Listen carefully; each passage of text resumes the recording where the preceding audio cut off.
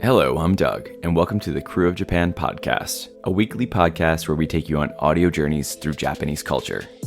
This time on Krewe of Japan podcast.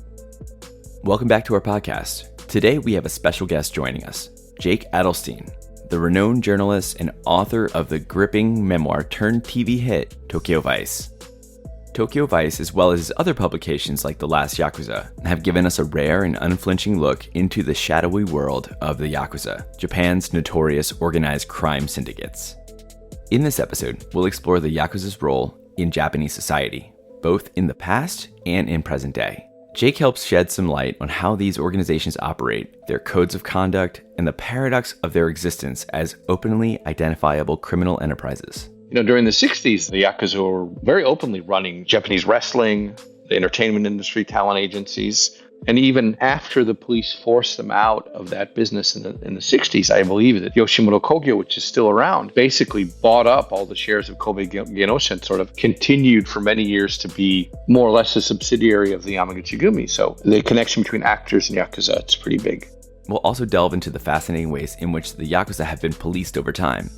Jake shares his knowledge on the evolving strategies in law enforcement that has been used to curb their activities, the legal frameworks in place, and the societal attitudes that shape these efforts. This Yakuza group, the Kodokai, based in Nagoya, they'd get arrested. Cop A would be interrogating one of these Yakuza lowlifes, and he would say, hey, Detective Tanaka, it's 5 p.m. Shouldn't you be going home early? Isn't it your daughter's birthday today? And that kind of threatening the police wasn't something that had been done before. And that sat very badly with the police. And I think that's about the point where they were like, you know what? We've sort of put up with them for years and years, and now we got to get rid of them.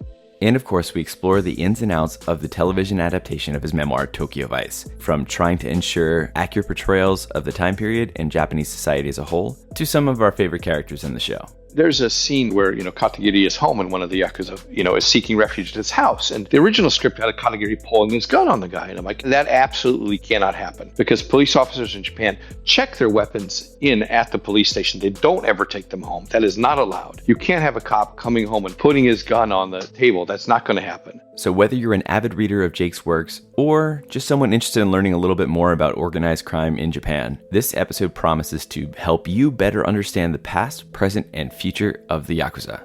Let's go. Here's what's going on with Japan Society New Orleans. Be sure to check the show notes for links and more information. Here we go. On Wednesday, July 17th at 6:30 p.m., come join us for a happy hour at Nola Brewing and Pizza Company. Whether you come to enjoy the pizza, the beer, or just good company, we look forward to seeing you there.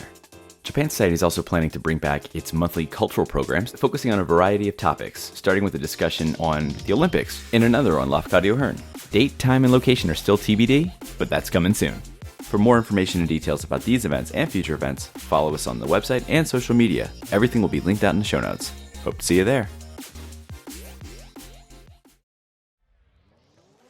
Hey, are you new to the crew? Yokoso! We hope you enjoy this episode. If you like what you hear today, then you'll really love our back catalog of episodes from earlier this season and previous seasons. We've had some incredible guests, like former City Pop idol Yu Hayami talking with us about City Pop, actor Shotaro Yasuda discussing his role in Super Sentai and Kamen Rider, 3-time sumo grand champion Konishiki Yasukichi talking with us about sumo, and so much more. After you finish up this episode, hit that subscribe button or follow or whatever it is, and get notified when new episodes come out. Then while you wait for the new episode to drop, play catch up with the crew. But before you do any of that, let's dive into today's episode. All right, so we are here with another episode of our podcast, and we have a very special guest with us today, the author of Tokyo Vice and journalist and executive producer of the show Tokyo Vice. Executive producer, right? Yeah, that doesn't really mean very much, but yes, I am an executive producer. Gotcha. We have Jake Adelstein with us. Thank you so much for joining us, Jake. How are you? Very good. How are you guys? Very Fantastic. happy to have you with us. Yes. One thing we do before we jump into our podcast questions, we like to ask our guests if they've ever been to New Orleans before, mainly because we are based out of New Orleans. And if you haven't been, when you hear New Orleans, what do you think of? I have been to New Orleans. I like it very much. I have some French Market coffee in front of me right now, which I'm drinking as I talk to you. All right. With the chicory. I love mufalettas. There's a Cajun restaurant in town that took it off the menu until the spring, making me Oh. very upset. So yeah, I love New Orleans. I also got terrible food poisoning from oysters there, so I have a memory of retching my guts out. But other than that, Yeah. Oysters can be a doozy. Yeah. I feel like it's a little bit of a hit or miss. It depends where you go. yeah, well, it's definitely a miss, and this time around it was definitely a miss. Well, that's Undisputably a miss. great. Was it recent when you came, or has it been a while? No, it's like in college, I think, before I went to Japan. Okay. Okay. You need to make your way back over here at some point. Yeah, I might make it over there sometime. Be nice. I like New Orleans a lot. Awesome. You were just talking about, going to New Orleans before you arrived in Japan. And I'm kind of interested in knowing, how did you end up over in Japan to begin with? Was there some kind of interest or job that had you going over there? Well, I became very interested in karate in high school because someone was picking on me. And then I got in a fight with them in class, which I won because I cheated. But, there's no such thing as a fair fight. But then the life science teacher, who really disliked the person who was bullying me, told me that I had an anger issue and that I needed to get it under control, and recommended I enroll in a karate class or that I would get expelled. And I was like, you know what? I would love to enroll in a karate class. And from there, I became interested in Japan. And so I had a chance to go over. University of Missouri had an exchange program. They did not have anyone who was willing to go to Japan that year because, it's 1987. We were all going over 1988. The Japanese yen was rising. The dollar was sinking. Japan was very expensive. And so I negotiated a special dispensation. You're supposed to have 2 years of Japanese before you went over. But since they had no one going over, I convinced them that they should let me go. So I went to Japan, and then once I got there and was, in school and really studying Japanese intensively, I decided to transfer to Sophia University, which is Jochi Daigaku, and I stayed. All right. Actually, I did a study abroad year at Jochi as well. Not an alumni or anything like that, but Yotsuya campus. I guess maybe then was it Ichigaya was where you were? So I was at Ichigaya campus, and then I think by my third year, I passed the Japanese proficiency test in level 1, so I could take classes at the Yotsuya campus. Oh, okay. So they had this rule. You could take classes for credit at Yotsuya campus once you passed level 1 in the proficiency test, and I passed it. There you go. So that was great. And I also joined the school newspaper, which is kind of how I got into newspaper journalism in the first place. I was like, what can I do to improve my Japanese? I'll write for the school newspaper. I believe my editor, who was a little bit younger than me and later ended up at the Mainichi newspaper, Inukai-kun, really suffered greatly having to edit my early articles. So I don't know where he is these days. Because he used to be assigned to cover Prime Minister Abe, and Abe's definitely not around anymore. But he was a good mentor. That's awesome. Yeah. Well, to jump into the topic of today's podcast, which is, Yakuza, how would you best define the word Yakuza's meaning? And what are some big misconceptions that you hear of Yakuza? Well, there are actually many different theories of what Yakuza mean. The classic one is that it depicts a losing hand in a game of cards or a game of dice, according to some people, in which it's like a Yakuza 8, 9, 3. Put that together, okay. It comes up to 20. Yeah. Oh, sorry. Ya is 8, Ku is 9, Na is 3. Put them together, you get 20, which is an absolutely losing hand. So it's a way of saying, we're a loser. It's a very sort of self-depreciating way of referring to you. And it also references the fact that many Yakuza were actually gamblers. In Kansai, they like the term Gokudo, which means the ultimate way, which is not a very humble way of referring to yourself. And then there is an argument that actually Yakuza is a bastardization of the word yakusha, which means actor.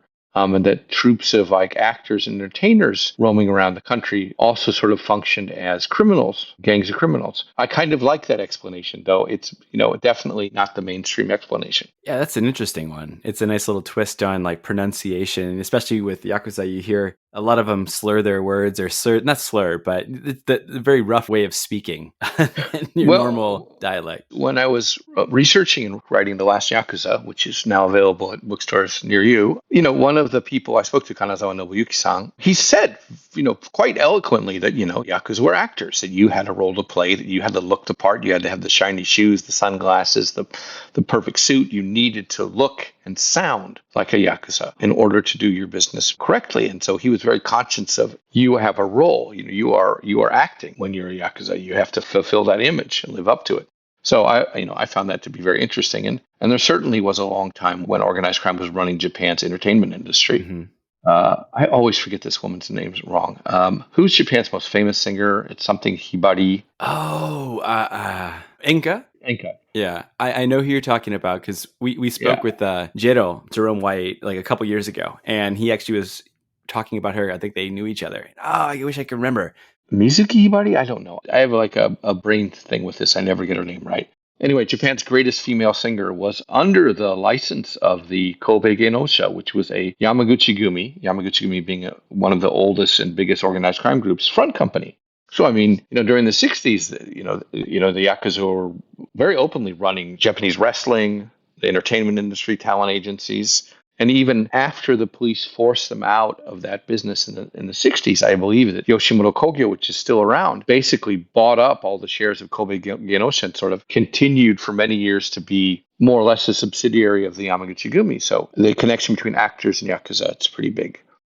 What are misconceptions about the Yakuza? One is that they're all heavily tattooed and missing fingers and that their bread and butter is, extortion and gambling and racketeering.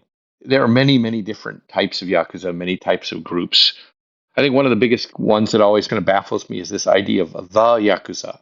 There is no the Yakuza. There are 23 different groups at any given time in Japanese post-war history, between 20 to 23, each with its own headquarters, its own logo, its own customs, its own bosses. They don't really necessarily get along even within the factions. And so the idea that there's this monolithic the Yakuza is kind of nonsense. There are three major groups that have a certain amount of power, and that's the Yamaguchi-gumi, which was founded in 1915. So it's been in business over 100 years. There's the Inagawa-kai, which has their headquarters actually now in Roppongi, very close to the Ritz-Carlton. And there's the Sumiyoshi-kai, which has their headquarters in Ginza. And those are the three big groups, the Yamaguchi-gumi being probably the biggest and the most close to being a national franchise. So that's a part of what I think is a huge misconception about the Yakuza. I get a lot of letters from people who are like, I'm being hunted by the Yakuza, or like, I'm on the run from the Yakuza. And I'm like, what are you talking about? Like, I mean, maybe they just don't understand, which faction they're dealing with, but there's no the Yakuza. When I see someone refer to like, I'm having trouble with the Yakuza, I'm kind of like, okay, you either don't know much about Japan or you're probably paranoid. So as someone who has extensively covered organized crime in Japan, and we didn't really touch on this earlier, but you worked for Yomiuri Shimbun back, was it in the 90s, right? By the time you had started? I started in 1993. I actually wrote my first story in 1992 for the Yomiuri Shimbun. I was interning for them because I normally they don't let you intern, but I was so apprehensive, even though I'd been hired, that I was like, can I spend 2 weeks, hanging out with the police beat cops so I can see what this job is about? The very first story I wrote for them, which actually went to the National Edition, was about Yakuza in Chiba shaking down the gaijin who were selling, trinkets from Nepal on the streets. And basically, even the foreigners had to pay protection money. So that was a little bit of an article for me. And that was the very first thing I ever wrote. And it was easy to write because I just watched the very obviously Yakuza guys come up and collect money from the foreigners on the streets, working their little stalls. When you were covering them, you obviously became more familiar with the internal hierarchy and the strict code of conduct associated with these organizations. Could you share some light on the structure within some of these organizations and like that code of conduct that they follow? Most of the Yakuza organizations are a pyramid scheme with first tier, second tier, third tier groups. But within each individual group, you have the kumicho, or the kaicho, who's the person at the top. And underneath him is the wakugashira, literally the young head, or the daiko, which is like the second in command. Same thing as wakugashira, just different terms. And then under there, you have the older brothers and finally the younger brothers. The head of the organization, the kumicho, is also called the oyabun, meaning like the father figure. And everyone under him is kobun, child figure. And through these ritual exchanges of sake, they cement the relationships between older brother, younger brother, equal brothers. Of course, the guy at the top, the oyabun. If you watch Tokyo Vice, the TV series, Ishida is the oyabun of the Chihara-kai. Yeah. And whatever he says is absolute. My favorite Yakuza saying is when the oyabun says the passing crow is white, it's white. Don't second guess him. No, don't second guess him. Don't talk him back. There's pushing back. Yeah. Yeah. Now, one of the things that a lot of Yakuza groups do, in the Yamaguchi-gumi included, and the Inagawa-kai, especially in certain factions, is that there's a list of things that you cannot do. that will get you kicked out of the Yakuza. And those are very simple, which is you cannot engage in common theft. You cannot engage in robbery. That's, taking things by force. You cannot engage in sexual assault. And you are not supposed to be bothering ordinary people. And ostensibly, you're not also supposed to be using or selling drugs. Now, of course, those get broken all the time, but they used to be very strict about not stealing or not committing, armed robbery, because that kind of street crime really upsets the locals. And if you upset the locals, then the police get upset, and it's not good for business. So the Yakuza were allowed to exist in Japan for so many years because they upheld a part of the social contract is that there are certain crimes they would not do. Okay. And to make this how clear it is, you could go to an office of the Inagawa Yokosuka Ikka, and they would have it written on the wall. Like, these are the things that will get you kicked out of the Yakuza. Do not do this, this, and this. And then they also had a very funny thing towards the end. If you bothered to read all the fine print, which is like, you can also get in trouble for having unnecessary contact with law enforcement. So there was an understanding that the police and the Yakuza were talking to each other all the time. And when I started on the police beat, it was not uncommon for the police to drop by the local Yakuza offices and chit-chat. And when I learned that that was the case, I would also stop by Yakuza offices and chit-chat, hoping to pick up some gossip about a rival organization or even something they'd heard about the police making a major bust or something, because the police and the Yakuza would gossip. So, they were pretty good people to get information from. Sure. They never rat out their own people, but they might tell you what the people next door were doing, or, the evil rival gang was doing, and that was useful to know. Absolutely. So we've been talking a little bit about the historical context of some of these things that happened earlier, post-war and whatnot. But can we step back a little bit further before we talk about post-war and talk about more of the historical origins of organized crime in Japan, and where did that get its start? As far as I know, the extant oldest organization was Aizu Kotetsukai, which started in Kyoto, which is a federation of gamblers. And then up into the World War II and even the Second World War, the Yakuza were essentially federations of gamblers or federations of street merchants. Now, all this stuff about them claiming to be firemen in the past or samurai, I don't know, it's always thought it was horse shit. Pardon my French. But in their modern form, they really start to show up in 1870 as federations of gamblers conducting extortion and racketeering. And then in 1915 with the Yamaguchi-gumi, being founded in Kobe, which were basically doing labor dispatch and security services and gambling, you have the antecedent of the modern-day Yakuza. That I know about. That is very well documented in books like, my favorite book about the Yakuza, Byori Shudan no Kozo, which is the structure of pathologically ill groups. And that's like a 600-page wonderful history of the Yakuza and how they think. I don't think it's ever been surpassed. It's out of print, unfortunately. But, that is what I know best. The historical origins are so murky that I'm like, don't know if it's true. Sure. But do you know of any significant transformations or cultural shifts that shaped the culture of Yakuza? And if there were any historical events that maybe had influence over some kind of shifts like those? And maybe key figures that had an effect on these situations? They were instrumental in sort of the right-wing military takeover, and then because they became a problem, then they were sort of shunted to the side. Really, I think that the most influential person would be Taoka-san, who was born on March 28th, 1913, and became the third-generation leader of the Yamaguchi-gumi. I also share his birthday, which is pretty funny. It's like the only famous Japanese person I share a birthday with him and Kanda Uno. But he was revolutionary in the fact that he realized that there was this period of time after the Second World War in which the occupation told the Japanese, you may not harass and arrest third-party nationals, which were the Koreans and the Chinese and the Taiwanese, and all the people that were basically slave labor under the Japanese Empire. Mm-hmm. And they took advantage of that to run the black markets and sort of terrorize their Japanese oppressors. And, in some extent, more power to you. I can kind of understand where that came from.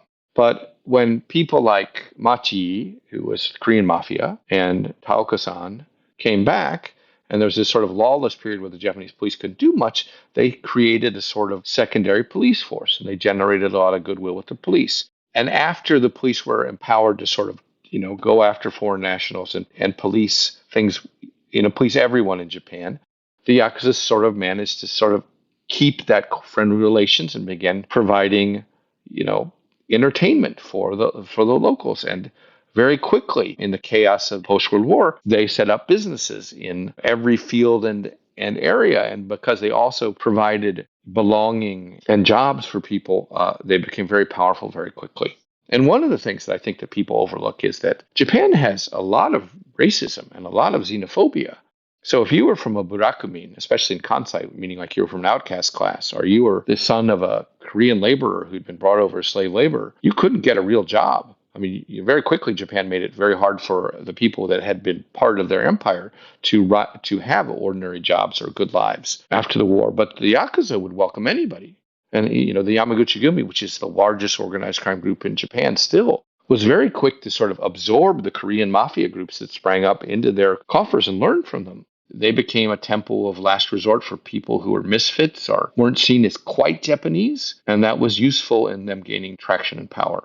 With this power, what kind of influence did they push on the economy in Japan? Did they have some kind of power play that they could, you mentioned that they had like these big organizations that had subsidiaries and different, they had representation within entertainment and whatnot. Well, I mean, they had political power. The Liberal Democratic Party of Japan was founded with money from Kodama Yoshio, who was a war profiteer and friend of the Yakuza and basically a Yakuza himself. Japan's leading political party was founded with Yakuza money and functions like the Yakuza.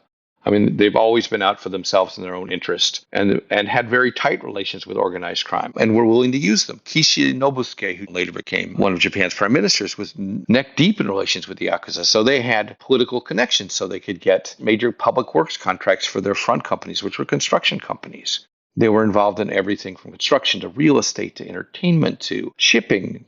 Most Yakuza had a legitimate business and their illegal businesses.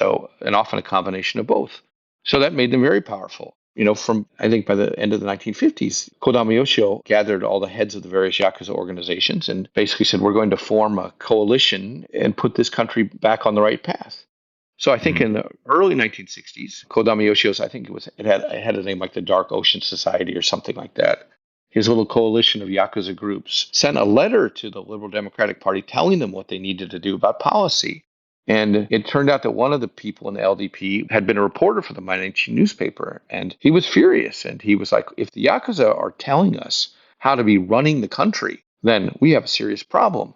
And that sparked the first police crackdown on organized crime groups in about 1961-62. But until then, they could do whatever they wanted.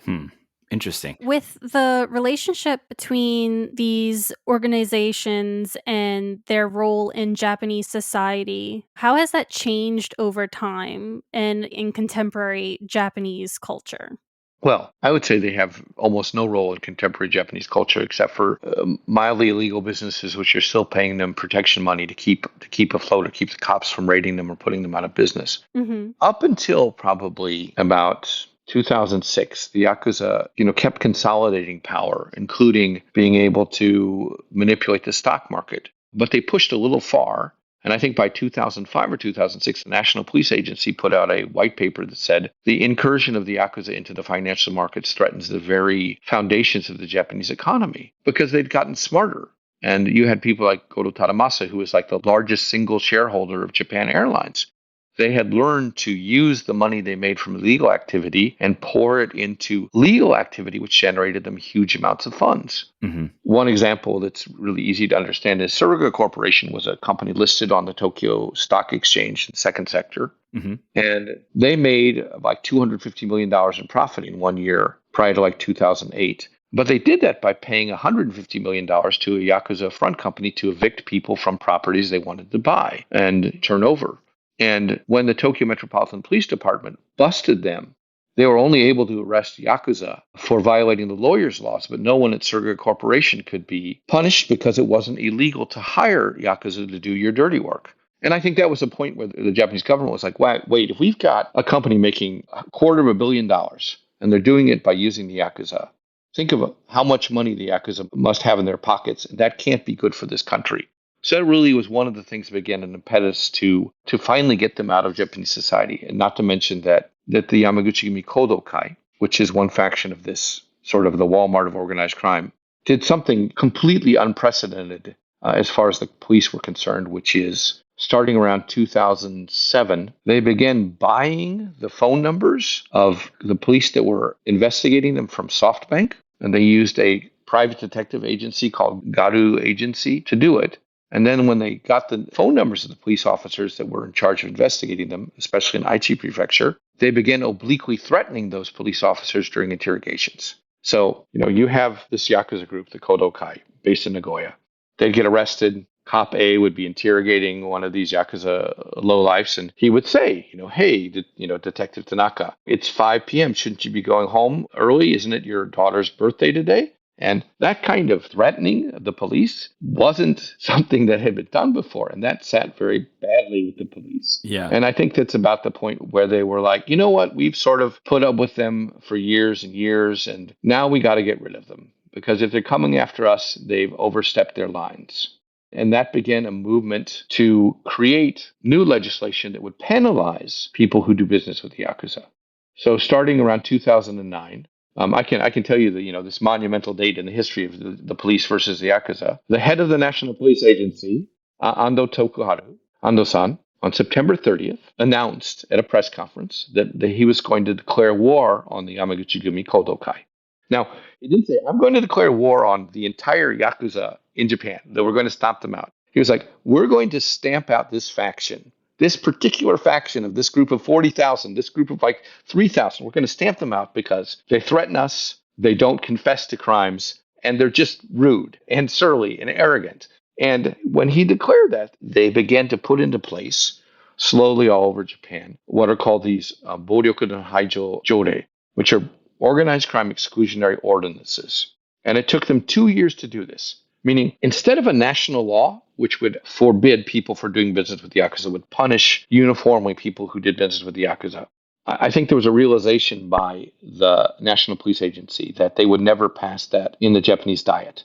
So they began working behind the backs of the parliament to get these weak laws on the books, prefecture by prefecture, in the 47 prefectures. It took them until October 1st, 2011 to finally have Okinawa and Tokyo have these ordinances on. And I don't think the Yakuza realized what a body blow that would be to them. Because if you make it illegal, if I'm going to go to jail because I paid you extortion money or I paid you protection money, you know what? I'm probably not going to do that anymore. Right. And if you don't have a steady income as a Yakuza group, it's very hard to keep the troops, happy or in line or to pay your association due. It was a very brilliant move. And at the same time, this idea of an organized crime exclusionary clause in contracts was created by my lawyer, Igari Toshiro, who used to be an ex-prosecutor. It basically came out of an incident in 2000 when Taramasa Goto and his goons were staying at the Westin Hotel in Tokyo and wouldn't leave. Mm-hmm. And the hotel couldn't get him to leave because there was nothing in the hotel contract that, when you sign in, it's basically signing a contract that said, we forbid access to organized crime members. So his idea was if you put those kind of clauses in contracts, which the law supported, that you could basically ban Yakuza from your businesses. So at the same time that these new ordinances went on, which criminalized doing business with the Yakuza, almost every contract in Japan now has a clause where you have to sign which says, I am not a member of an organized crime group, including if you go to the gym, including if you join the Foreign Correspondents Club of Japan. And so what happens if you sign that and you are a Yakuza? The police arrest you for fraud and you go to jail for at least 23 days, even if they don't do the charges. Jeez. So it basically they instead of flexing at them on them in a national way, like you said, they kind of went and did it piece by piece, and by enacting these ordinances locally, and then also the contract law. It basically it's a slow death, right? Right. Death by 1,000 paper cuts. Death by 1,000 paper cuts, and it has worked. There were about 80,000 Yakuza in 2011. I can remember, the day they all went on the books on October 1st, 2011, because I'd been up late at writing about it. It was also the same day I woke up and I lit up a cigarette and I couldn't taste anything because I had a small seizure. So I was like, I guess a stroke. So I was like, this is a memorable day. This is the day that the Yakuza began to end, and also the day that I stopped smoking. So, it was good for everybody. Yeah. So were there any other major crackdowns in the middle? I know you had mentioned the ones in the 60s and then the ones that in the 2000s that kind of really started to put the damper on them. But I know your book kind of covers some, right? Well, in around 1992, they began putting the first anti-organized crime laws on the books. And these were, very weak. They were more symbolic than anything. It did force the Yakuza to go underground and, They had to put their little signs and billboards and, their crest inside of the office instead of outside of the office. Got it. But, the laws were weak. And, over time, other things happened. One of the things that was, major around 2008, I think there was a court decision that you could sue the top of a Yakuza organization for damages committed by one of their underlings because essentially there was employer liability. If one of your goons roughs someone up, well, let's consider the Yakuza a corporation. Therefore, you're liable for those damages. So you could charge the guy at the top for the crimes committed by the ones under them financially. So even if you couldn't prove that he gave the orders, you could certainly prove that Goon X is a member of the Godogumi, had inflicted bodily harm on someone, and therefore the man at the top, due to employer liability or Shiosha Sekinin, had to pay up. And that was also then later incorporated into law. So you had a legal precedent, and then the organized crime control laws changed. Better money laundering laws went on the books. Gradually, what you could also do in terms of wiretapping people expanded. So it's been very slow. But the death blow was definitely this period between 2009 and 2011 when the organized crime exclusionary ordinances went on the books. Got it. And they've been very effective. Excellent. Well, that's good news for everybody, right? Well, except for Yakuza. Yeah. It's good for them. Yeah. Well, I mean, on a completely selfish level, I mean, I've spent, so many years studying this, right? It's my area of expertise, I could tell when the monthly Yakuza magazines went out of business, right, one after another, like Jitsuwa Documento pretty much went out of business 2018, 2019, Jitsuwa Jidai went out of business. And I was kind of like, well, it's getting really harder to keep track of the Yakuza without a monthly magazine, telling me who's on top. The weekly magazines still have little features on the Yakuza. But at the same time, it's a great thing. However, I have an entire library of articles and paraphernalia and internal memos about who these guys were, and it's not very useful anymore unless I want to set up a Yakuza museum. Yeah. That would actually be really cool. Can I just point that out? That would kind of be an interesting museum. Well, I've thought about it. I'd probably do it in France because there's no way in Japan they're going to let me do it. Yeah, of course. But I thought the best way to do it is you make the entry free, right? But at the very end, you put two old retired Yakuza at the end who ask for donations. And when you don't give them donations, they'll just harass you so much that you put in more money than you would have spent at the entrance. and then you'll know what it's like to really deal with the Yakuza. It's a terrible aftertaste and no one will ever come back, but that's okay. We don't need repeaters. The full experience there. Yes. The full experience. Speaking of full experiences, you mentioned earlier your book, The Last Yakuza, just came out. Yep. But your earlier book, Tokyo Vice, came out a while back. And recently, or not recently, I guess the first season came out, was it 2 years ago, 3 years ago? 2022? Yeah. So 2 years ago, almost to the date. 2022, your show came out. Season 2, I believe the series finale? I'm not sure. The finale. Season finale is in April. Mm-hmm. The 9th episode before the finale is on my birthday, March 28th. That'll be nice. Wait, so there's 10 episodes? I thought there was only 8. Oh, you just made my day. No, the first season had 8. The first season had 8. The second season has 10. You just made my day.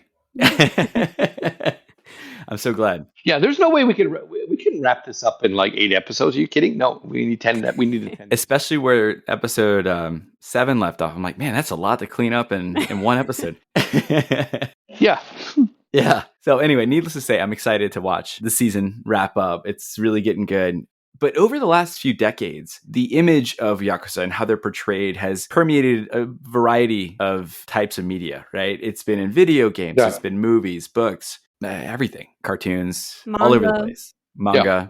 So do you think that the constant exposure of Yakuza to the public, is that softening them to their opinion of Yakuza in terms of like what they are? Or, I feel like internationally maybe, but in Japan, probably not. No, I don't think it's not softening them. I mean, maybe there's kind of like people who don't remember what they really were like, who are like, oh, kakkoi, right? Ina, Sato-kun, kakkoi na, shibui ne. But generally speaking, I will say that what I've been very happy with Tokyo Vice, and from the very beginning, I insisted upon it, and Alan Pohl and JT Rogers, who's the showrunner, have been very good with this, is that we didn't want the Yakuza that are rolling their R's and they're yelling and screaming and throwing things and constantly menacing, and that's not how they work. The threats are much more subtle. Mm-hmm. They're much better behaved. They're not all tattooed people, and their business, and I think we've also been very good to show that they're businessmen, right? That they are about money and earning money in any way that they can possible. And so the mechanics of the Yakuza is not just, guns and glory, but actually showing them this is how they make their money. These are the real estate deals they do. This is how they drive people into debt. Or this is how they force someone to kill themselves so they can collect on the life insurance. Sure. I thought that the depiction of the Yakuza in Tokyo Vice has been much better than anything I've seen on TV. And I have been delighted to see some of the Japanese press say the same thing. That's good. Like, wow, this is like the best show about the Yakuza ever done, except it's not been done by Japanese people. In addition to you, do they have other people consulting for the show to help make it more accurate? The most uncredited person in the 2 seasons, so she's an associate producer on season 2, is Mari Yamamoto. So Mari and I wrote for the Daily Beast together for many years, but she's also an actor. So she is now starring in Monarch: Legacy of Monsters on Apple TV. And she also had a really good role in Pachinko. So she's a journalist who became an actor. I mean, she's my best friend. We've been working together for years. And she was in the writer's room for season 1 and the writer's room for season 2. And if it hadn't been for Ms. Yamamoto in there, like bitch slapping the writers so they didn't go off in incredibly unreasonable and unbelievable tangents, that we wouldn't have the show that we have now. I review all the scripts, but Mari has been on the front lines fighting people who wanted to do things like, how about Russian Mafia versus Yakuza? Like, no. That's good though. That's good. I feel like that there's an emphasis on accuracy or realism, in TV shows in general. I'm thinking specifically with Tokyo Vice and Shogun both coming out at the same time. Both of them are trying to highlight more accurate pieces as opposed to, making it less accurate for the sake of entertainment. Well, I mean, there's a scene like in the second to last episode where, Katagiri is home and one of the Yakuza, is seeking refuge at his house. And the original script had a Katagiri pulling his gun on the guy. And I'm like, that absolutely cannot happen because police officers in Japan check their weapons in at the police station. They don't ever take them home. That is not allowed. The guns are very strictly managed. You can't have a cop coming home and putting his gun on the table. That's not going to happen. Yeah. And I got the famous words of J2, who I love, which is like, is there a world in which this could happen? And I said, yes, there's a world in this could happen, but all the Japanese are green and all the foreigners are aliens. Then it could happen. Otherwise, no. You and other people like that are just there to keep things grounded, Well, I mean, I have contributed some choice bits of dialogue here and there. It's nice to be to sometimes hear the little part that you said, put this in the script on the screen. You're like, oh, that's me. That's my line. I wrote that.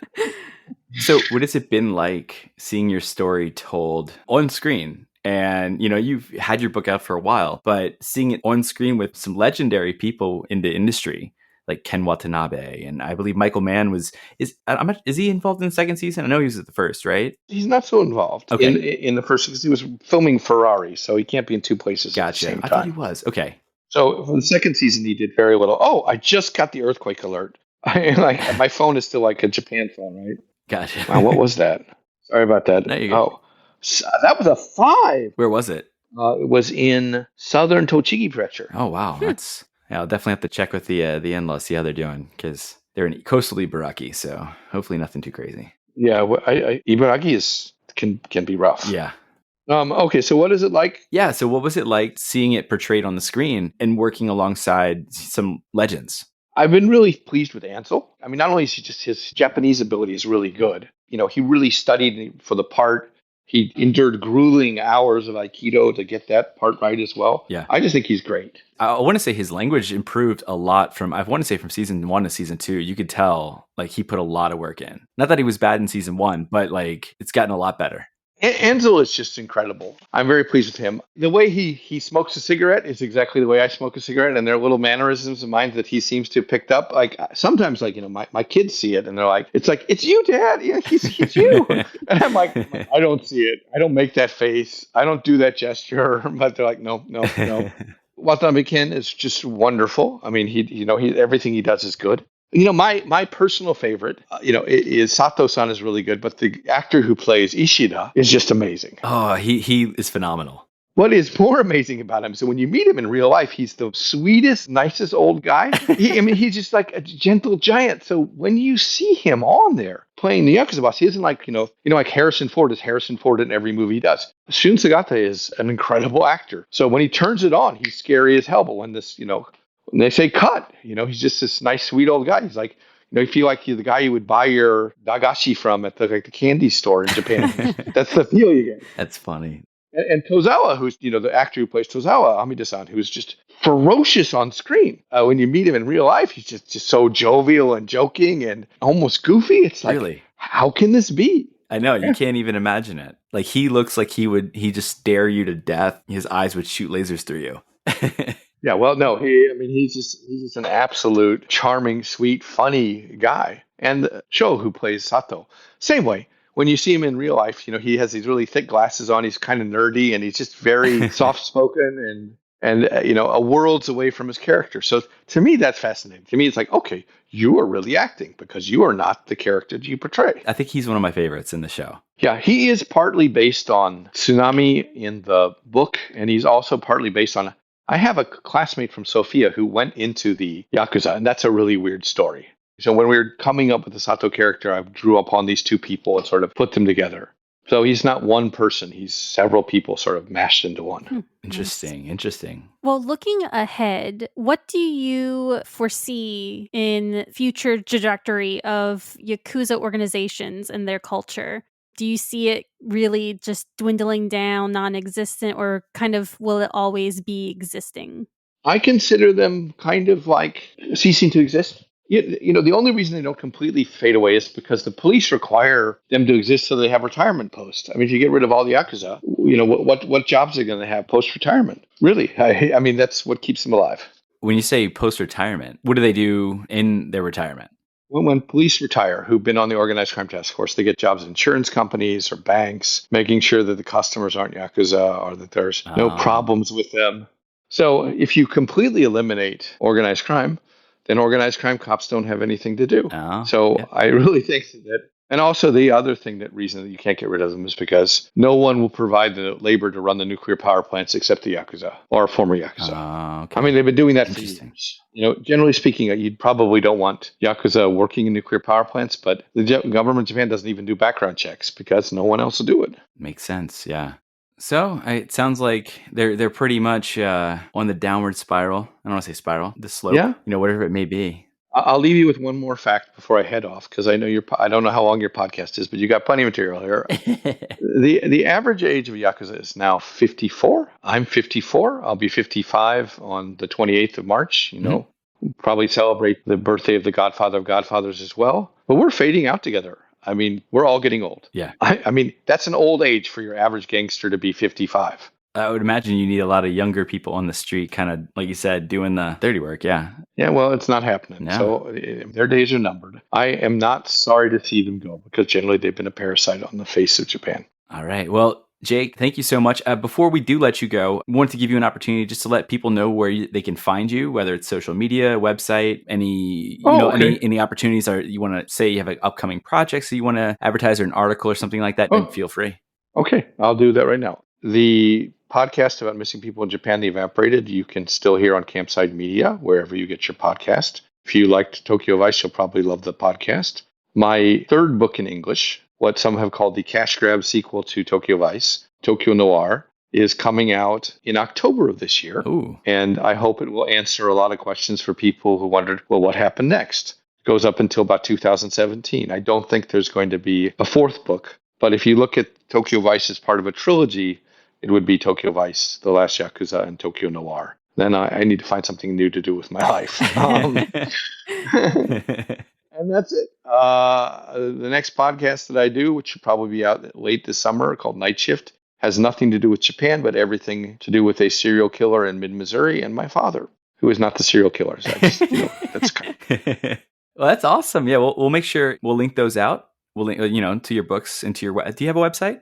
I do have a website at japansubculture.com. Awesome. Japansubculture.com. Awesome. We'll make sure we link that, and then I'll find some Amazon links or something for your books to put them in there. So if people are interested in reading more, they can find it there. And I swear, last question before we go: NSYNC or Backstreet Boys? Oh, I hate them both. I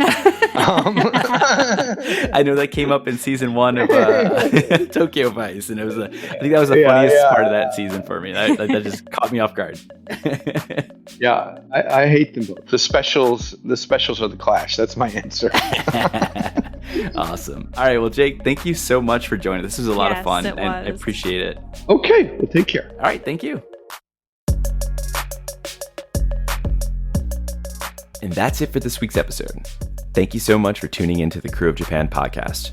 A big thank you to Jake Adelstein for joining us today to share his experiences and insight into the criminal underbelly of Japan, specifically with regards to the Yakuza. If you haven't already, I highly recommend both reading and watching Tokyo Vice. I just finished a much overdue reread of Tokyo Vice, and Jake really does provide a deep look not only into organized crime, but life as a journalist in Japan as a whole. And if you haven't already, you absolutely need to get on it and watch the show. It is so good, so good. Check it out. It's on HBO Max. You won't be disappointed. Also, check out Jake's other works like his book, The Last Yakuza. Or maybe get ahead of the game and pre-order what Jake is calling the sequel to Tokyo Vice, Tokyo Noir, which comes out in October this year. Everything I just mentioned, as well as the other projects Jake mentioned at the end of our interview, will all be linked out in the show notes. Have you read or watched Tokyo Vice? What new tidbit of information did you learn today about the Yakuza? Share with us on Instagram, Facebook, X, Twitter, TikTok, LinkedIn, Blue Sky, YouTube at Krewe of Japan Podcast. That's KREWEOFJAPAN. You just search that, you'll find us. While you're there, give us a comment, follow, share, retweet, like, whatever floats your boat. Let us know how you're enjoying the podcast. Or perhaps, maybe you'd like to share your feedback in a more private setting. Send us an email at krewofjapanpodcast@gmail.com. I'll spell it one more time. KREWOFJAPANPODCAST@gmail.com. We'd really love to hear from you. And speaking of feedback, if you're enjoying what you're listening to today or this entire season 5, please feel free to leave us a 5-star rating and or review on your favorite podcast streaming app. Every single one of those 5-star ratings and reviews helps others interested in Japan and this kind of content find the podcast. Or, just tell a friend. That's cool with us too. I'm 100% sincere when I say that any and all support is incredibly appreciated. But that's it for today. Until next time.